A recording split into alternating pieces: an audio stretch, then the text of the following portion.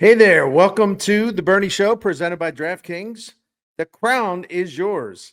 Well, I got to make a little confession here. You know, I'm recording this around 4:30 on Wednesday, and I wanted to wait until the Cardinals were done playing today's day game before I, did my video commentary because I really wanted to see if they would win this series against the Tigers.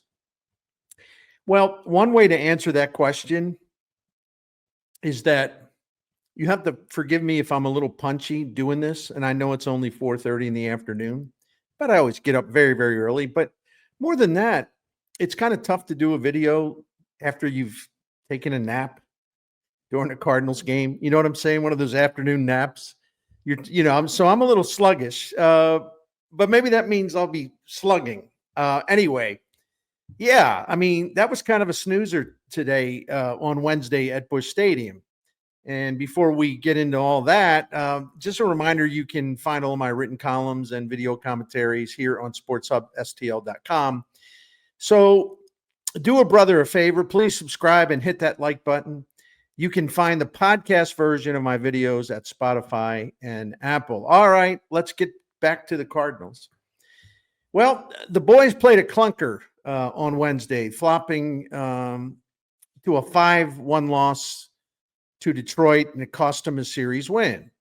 In and of itself, it's not that big of a deal. But after walloping the Tigers 11-4 on Monday, the Cardinals lost back-to-back games on the same homestand for the first time since losing the first two to the Angels way back on March 31st and April 1st. Those two games, they lost the first two games of that series, which was the second series of the season.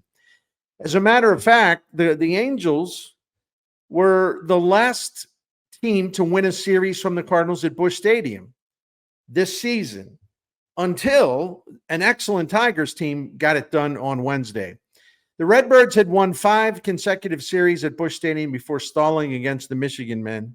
In fact, the Cardinals hadn't dropped any series at all, home or away, since the Braves took 2 out of 3 from them in Atlanta the third week of April. So I might come off as a little grouchy, and I don't mean to, because believe me, I have greatly appreciated the Cardinals' winning ways and the way they go about their business and the way they play the game. They're hungry. They're energetic. They're enthusiastic. They have a great, pleasing style of ball. They're exciting. All those good things, right? But it's one of those deals where, I don't feel like they're a charity case. So when I see some things I don't like, I'll talk about that too, because I love to praise them, and I've praised them a lot. But when I see a few things that make me go, I'm not sure, it's okay to talk about it too. Again, these aren't like kids. This is a professional baseball team. Anyway, the Cardinals had not lost 2 consecutive games of any type since May 3rd and 4th. And right after that is when they took off. They, took off in terms of flying to 13 wins in 16 games. All right, 2 quick things here. There's no shame to losing the Tigers. It came to town with the best record in the majors, and they left town with a 33-17 mark, which means obviously they're better than they were leaving town better than they were before they came into town. They left in better shape with a better record, 33-17. I'm watching this series. I don't know if there's a better manager in baseball right now than Detroit's A.J. Hinch. He ran a sequence of 6 relievers at the Cardinals Wednesday in a so-called bullpen game. And the home team was just tied up. They were just dormant on offense. They couldn't figure out any of these relievers, really. And if you're the Tigers, you'd have to feel good about using 2 bullpen-only games in this series and getting out of St. Louis with the series win. All right, number 2, is the hot streak over? Have the Cardinals peaked already? All right. No, I don't think that they've peaked already, but it's okay to talk about this. No reasonable person would expect the Cardinals to continue winning games at such a torrid pace, the pace that they've been on, really. Going back to like April 11th, when they've had like the second best record in the National League since then. When the Redbirds defeated the Tigers on Monday, it was their 15th win in 19 games since April the 30th. And that 15-4 record was the best in baseball over that time. That's wonderful, but a downturn was also inevitable. So I don't think there's any cause to overreact. And I'm just kind of like afraid I'm going to come across as overreacting. I don't know. I'm not. I just do my thing, man. I love to dish out the praise, but when I see some stuff I don't like, I'm going to put that out there too. So if you think I'm being a little soft here, so just stick around and I'll get in some other material. And I do have some concerns. First, it's time for me to talk to you about DraftKings and their daily Pick Six challenge. The Major League regular season is heading to Memorial Day this weekend, and we've learned a lot about the players. And if you think you know Major League Baseball, or this applies to any other sport that you prefer and follow, then put your knowledge to use. Let's get it done. Win that big cash money, right? In DraftKings Pick Six, you just focus on player stats, select anywhere from 2 to 6 players, and choose whether the individual player will go higher or lower on a specific stat set for the next game by DraftKings. For example, on a typical day, this is a hypothetical. On a typical day, DraftKings will set a line of 0.5 home runs for most major league hitters going into a game. Not all hitters, but most of them. So, for example, if you think Wilson Contreras is going to hit a home run in that game, then your play should be higher. If you don't think he's going to homer in that game, then your play should be lower. Yeah, it's that simple. It's really easy and it's fun. There's so many good options available to you when you select your players for whatever sport it is, and take your best shot at that Pick Six money, right? Pick Six is available in most states, including Missouri, California, Texas, Georgia, and more. You'll enjoy tracking your players as the games are in progress. Well, maybe not if they're doing so well, but most of the time you're going to enjoy the winning. I know that. So it's a good time for you to try it at DraftKings Pick Six. It's easy to get started. Just download the DraftKings app and open an account, then choose a sport, pick your players, and let's go, right? Go time. New players at DraftKings get $50 in Pick Six credits instantly with just a $5 entry. So download the DraftKings Pick Six app. Do it now. Don't delay, and use the code STL Sports. That's code STL Sports for new customers to play $5 and get $50 in Pick Six credits. Better payouts, bigger wins, only with Pick Six from DraftKings. The crown is yours. Gambling problem? Call 1-800-GAMBLER. Help is available for problem gambling. Call 888-789-7777 or visit ccpg.org in Connecticut. Must be 18 and over. Age and eligibility restrictions vary by jurisdiction. Pick Six not available everywhere, including New York and Ontario. Void where prohibited. One per new customer. Bonus awarded as non-withdrawable Pick Six credits that expire in 14 days. Limited time offer. See terms at picksix.draftkings.com/promos.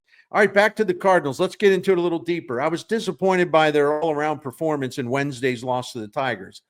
Those 6 Detroit relievers strung together 9 innings during which they faced 33 Cardinal hitters. 33 Cardinal hitters came to the plate against all those Detroit relievers. Only 6 of them reached base on 5 singles and a walk. And the Redbirds struck out 9 times. Ugly. This was one of their ugliest offensive performances of the season. They just weren't very competitive, and that's what bugged me. Although they can't be perfect all the time, even their level of competitiveness. Make no mistake, this game was still close. There was a gap of only 2 runs until the Tigers opened a 5-1 lead in the 8th inning. But the Cardinals couldn't catch the Tigers when they had their shot. Before there was too much space between the two teams, a 4-run lead that late, they weren't going to do it. That's because they just took way too many lousy at-bats. The home team had only 1 hit and 6 at-bats with runners in scoring position, but plus all those strikeouts. Really, the quality of the at-bats that this team takes has really been a strength all season, but it doesn't happen every single game. And to me, it seemed Wednesday the birds on the bat were not locked in mentally. Maybe they were dragging a bit. Hey, they're human beings. Maybe they were dragging a bit mentally. If after losing in the 9th inning in a tough way that they did on Tuesday, after they made a really spirited run to erase a 4-0 deficit and knock out Tigers ace Tarek Skubal, who was one of the best starting pitchers in the game, easily. And they spotted him a 4-0 lead, and then they knocked him around and chased them out of the game by the 6th inning. This team usually shakes off losses right away, but That did not appear to be the case on Wednesday. Do we give him a mulligan? I think that's fair. Some of you won't, some of you will, whatever. I try to be reasonable, but again, there were some aspects of what we saw the last couple of days didn't really make me all that happy. It didn't make me happy at all. The top 4 spots in the St. Louis lineup went a combined 1 for 14 today with 5 strikeouts. I'm referring to Wynn, Donovan, Contreras, and Herrera. Now, Contreras did knock in the team's only run in this game, and I really can't bring myself to be critical of anything Iván Herrera does with a bat in his hands. I mean, he's been carrying this offense, and he can't do it every single day. He's going to need a little help from his friends, right? Manager Ollie Marmol put Nolan Gorman and Jordan Walker in the lineup back-to-back at number 7 and number 8. And so with those two dudes hitting back-to-back and all those relievers that A.J. Hinch had set to go, and yeah, you better believe A.J. Hinch looked at that lineup card and saw Gorman and Walker back-to-back. Well, that made it a lot easier for Detroit pitchers to navigate their way through the bottom of the lineup. Gorman and Walker went a combined 1 for 6. Gorman had the hit. Walker was 0 for 3 with 2 strikeouts. He also came up empty twice with runners in scoring position. Walker also failed to make a catch in right field, and that cost the Cardinals a run. It gave that run gave the Tigers a 2-0 lead, and it never should have happened because, number one, we'll get to Andre Pallante in a moment, but number one, he had 2 outs and 2 strikes on Riley Green. It would have been the end of the inning, and then he started nibbling. Then he said, well, let me throw some junk pitches instead of just going after him. And so once he walked Riley Green, that set up a play that Jordan Walker did not make in right field. Spencer Torkelson hit a ball pretty deep, not almost to the fence in right field. And it wasn't an easy play for Walker, but as Mark Sweeney, who is excellent, by the way, on the Cardinals broadcast, providing the analysis, man, he's smart. He knows the game so well. Walker's problem is he didn't run back to the fence and then look and turn around. He was trying to watch the ball and running instead of getting into place where he should have been. It just wasn't a very good play. It was a non-play, and Walker's doing really well in right field, but this was not a good moment. You see, it was another runway day for Gorman and Walker, and we're all waiting for one of these guys or both of these guys even to take off, right? We're going to be very close to June. So keep waiting and waiting and waiting. All right. Cardinals pitcher Andre Pallante, I mentioned him. He walked 4 Tigers on Wednesday. 2 of them came around to score. Why in the heck was Andre Pallante so hesitant to pitch to Riley Green? Do not get me wrong. Riley Green's a really good hitter and all that. And yeah, he's a left-handed hitter, and I get it. And Pallante, even though he throws right-handed, he's been solid against left-handed batters. And with all due respect to Riley Green, the dude ain't Ted Williams, okay? So what the heck? What was Pallante afraid of? He did too much nibbling and too much avoiding, and he wasn't aggressive enough, and it cost the Cardinals a couple of runs because of his walks. I didn't like the Cardinals bullpen in this one. Now, I realized that their sort of A-level relievers were not going to be put in this game when the Cardinals were already behind, and that's just how it goes in baseball. If you have a very deep bullpen that's a very good bullpen, you can, after Pallante, worked his 6 innings, you can cover a couple of innings. And you can't always go to Kyle Leahy. And I guess Ollie Marmol was saving Phil Maton in case the Cardinals would get a lead by the 8th inning, that they then could have him work the 8th and then hand it off to the closer, Ryan Helsley. But it never materialized because Chris Roycroft and John King, they are 2 of the B-list relievers. They failed to keep that 3-1 lead in check. Roycroft gave the Tigers a leadoff walk, first batter, then a double. King entered. He was hit for an RBI, sac fly, and then a run-scoring single. And then it was 5-1. And with the way the Cardinals were taking these terrible at-bats, game was over at that point. I don't know about you, but I have little confidence in Roycroft. Perhaps he should revisit Memphis on the off day. For the second straight game, the St. Louis bullpen did not hold up well late Is that just a blip? Listen, this bullpen has been phenomenal since it was rearranged on April the 25th. I cannot expect nor demand perfection from them. But when you have a couple games where it doesn't get done, you're wondering, all right, does this mean they're coming back to earth? Does this mean maybe we're in for a little bit of a rough ride? We're going to find out. I don't know. Another question is, will the starting rotation remain solid? This group doesn't strike out much, and they rely on the Cardinals defense, and the Cardinals defense is fantastic, but the defense can't save them all the time. And I know that the Cardinals pitchers can't be lights out every time they go out there. But in the consecutive losses to the Tigers that cost the Cardinals a series win, I also saw I watched Eric Fedde and Andre Pallante give up 7 runs in their combined 9 innings. And the Cardinals were 0-2 in those 2 games with a chance to either sweep the series or win the series. So the 2 starting pitchers didn't come through with that opportunity to at least salvage a series win. Iván Herrera was the starting catcher Wednesday, and he did not look good behind the plate. So listen, where I stand on this if you follow my work. There's just no reason to force the issue here, okay? Iván Herrera is a very special hitter. He is a great hitter. And I don't know why the Cardinals want to force the issue instead of making Herrera the full-time DH. You got Pedro Pages, who's a heck of a defensive catcher. The pitchers really, really enjoy working with him. And there's nothing wrong with Yoel Pozo as your number 2, right? So what is the point of trying to wedge Herrera in there? Because when he's catching, and this is the thing, if he's not catching regularly, number 1, he's going to be rusty. Number 2, there's always a chance he will get beat up behind the plate, which means he's always going to be at risk of injury. I say that because he already got hurt this season. He can just boost your offense. And he can really boost your offense when he can focus on just one thing, the thing he does best. Hit, and terrify pitchers, okay? So why do we complicate this?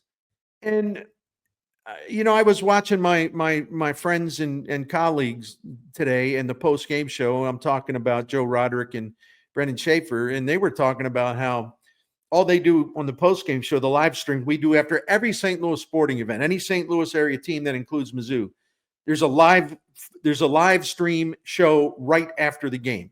But anyway, Schaefer and Joe Roderick were talking about how they've been hearing on these live streams from a lot of Cardinals fans complaining that Herrera isn't catching.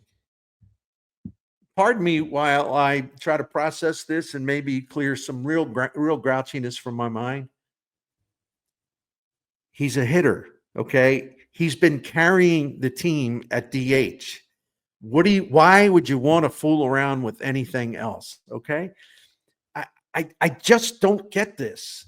I don't understand it. Anyway, I'll leave it at that. I just don't understand it. But for the people who are wondering, well, why isn't he catching? Well, I got some answers. Number 1, they have 2 catchers that are pretty damn good, and they're both a lot better defensively than Herrera. Number 2, Herrera can't throw well enough to prevent runners from stealing. It's been a real problem, real awful problem 2 years in a row. And my third answer is before Wednesday, the dude had 21 runs batted in 66 plate appearances. You say, okay, great. So what? I'll tell you what so what is.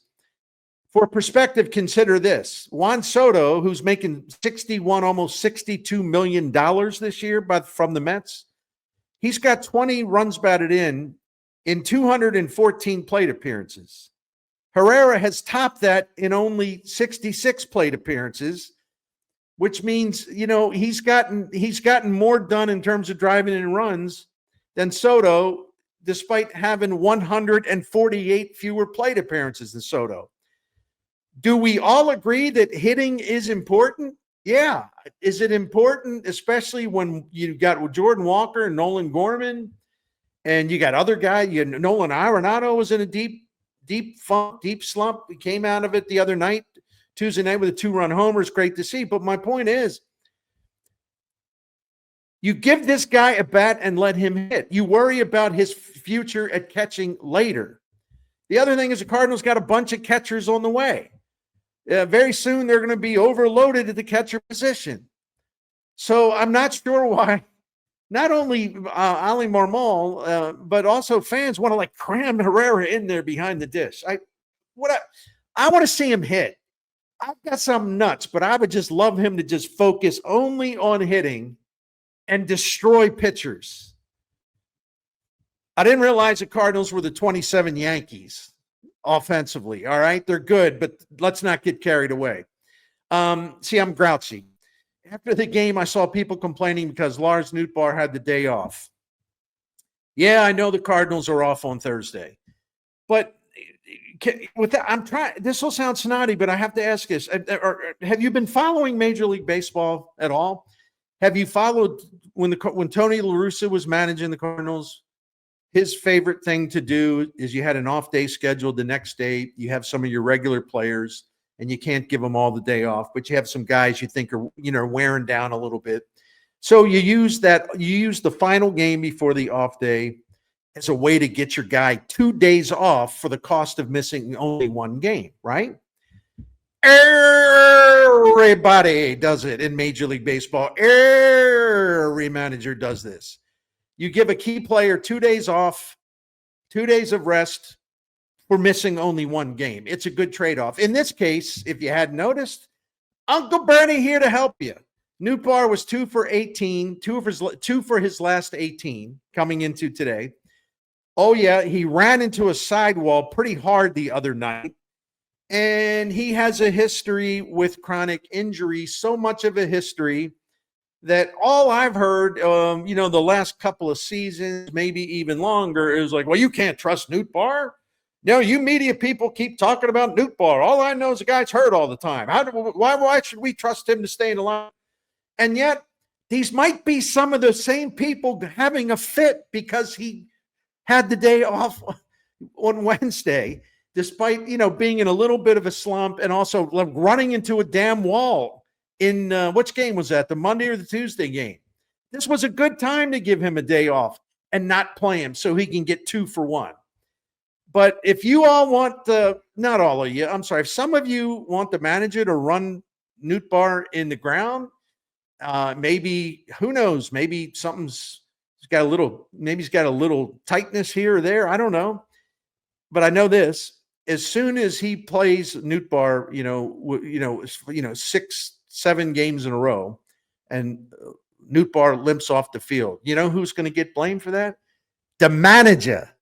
And you know it. So good grief. This ain't football, all right? Baseball teams play 162 games. And oh, by the way, it isn't like Marmol's been giving Nootbaar all these days off. Coming into today, he had played in more games and taken more plate appearances than any Cardinal this season. He's been very, very busy. That's not why they lost the game today. They lost the game because Pallante couldn't stop nibbling and avoiding being aggressive to some of their better hitters, and their bullpen wasn't good. And they had 5 hits, and the key parts of the lineup just weren't getting anything done. The Cardinals could have won the game. They could have won it without Lars Nootbaar. I like Lars Nootbaar a lot. I think he's a really talented guy, right? But, I'm not sure why we're, trying to turn him into Rogers Hornsby or something, all right? It's just, you can win a game when he's not in there. All right, Mr. Grouchy will say, this is my final take of the day. Since winning Friday and Saturday at Kansas City, the Cardinals have now lost 3 of their last 4. What does it mean? I'm going to say this a lot. We're going to find out, right? Listen, their 27-23 record is fine, and they've been piling up series wins on a routine basis. It's really been impressive. And as I mentioned, listen, it was inevitable that they would cool down and, they would go through a little stretch where they would lose more games than they win. It's baseball. And the Cardinals have come a hell of a long way since being 10-15 on April the 23rd.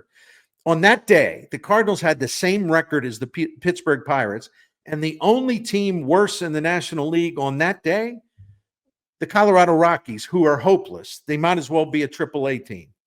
So the Cardinals have done wonders, just wonders, to pick up and go and make up lost ground and rally and save their season from before it got so bad in terms of record and being way out of the first place in the NL Central. It would have been a lot harder to dig out of. Okay, so they've done a wonderful job. That said, if someone really prefers to see them win because it's more fun when a team wins and it makes people happy, the Cardinals fans who still really, really care about the team, I want them to be happy. And so winning is a good thing. That said, you hate to see the Cardinals spiral, and losing 3 out of 4 is no big deal unless that losing 3 out of 4 is a gateway to more losing.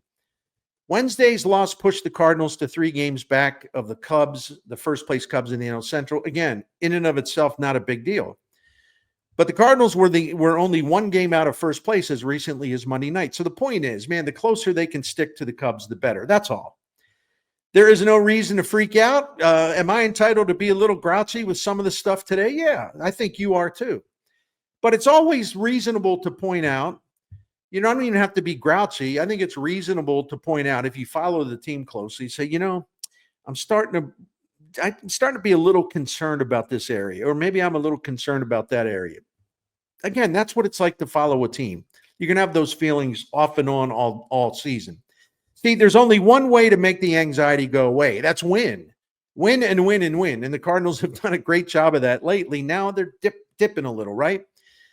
All right. In their next 18 games, the Cardinals will have 12 of those games against winning teams as of today. The Diamondbacks, Rangers, Royals, and Dodgers. And the Cardinals will also have 3 games against the Blue Jays, a team that's got a lot of talent, but it's in the very tough AL East, and they've been hovering around 500. But just because they're like a 500 team or a game under 500, I would maintain they're actually a better team than that. That is a tough circuit in the American League East, and the Blue Jays are capable of beating anyone. So in 15 of their next 18 games, the Cardinals are going to be playing some really good teams. The only bad team they're going to play, they're going to have 3 at Baltimore starting on Memorial Day, I believe. Yeah. And man, my brother Brad's going to be at that game. But anyway, and the Orioles are awful, but you can't take them for granted either. So the Cardinals got themselves another test coming up, an 18-game test. And as I like to talk about this all the time, the whole season's a test. Every section of the season is a test. So the Cardinals are going to have to prove themselves over and over and over again. And it's going to be that way until the final game of the regular season. See, when you're an underdog team that's created national buzz for you're winning more than anyone expected, there's all these doom and gloom predictions, it's really a positive development. It's a fun development. But here's the other thing about underdogs. This applies to all underdogs that are doing a lot better than people think, and people around the country outside that team's market are starting to notice. Anytime that underdog, that lovable little underdog, starts to slip up, starts to mess up, it's natural to wonder if, they were fun underdogs, but is the party starting to fade a little bit? Anytime they start to slip a little, these underdogs that exceed expectations, people start to say, oh, okay, all right, back to normal, that kind of thing. Have the Cardinals already peaked? I really don't think that's the case, but it doesn't matter what I think, right? That question is best answered by the Cardinals themselves, and they'll give us their response by the way they will handle the next 18 games. I really enjoy this team, and I enjoyed this season, but this season's going to have a lot of twists and turns. Cardinals have lost 3 of the last 4. They lost a series they should have won, even against a great team. But, man, they can make good on this. They can just turn this thing right back around starting this weekend at home against the Diamondbacks. And this can be just a couple of little bumps in the road and nothing more. So we're going to find out some more about that. I'm looking forward to the next 18 games. Thanks for watching The Bernie Show, and thanks to DraftKings for presenting The Bernie Show. DraftKings, the crown is yours. Have a great day.